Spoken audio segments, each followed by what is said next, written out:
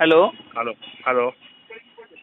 तुकाराम नावडकर बोलतोय साहेब, संभाजी ब्रिगेड तालुका अध्यक्ष. बोला. ते तक्रारी यायला होत्या तुमच्या, नरेगातले पैसे उचललेले.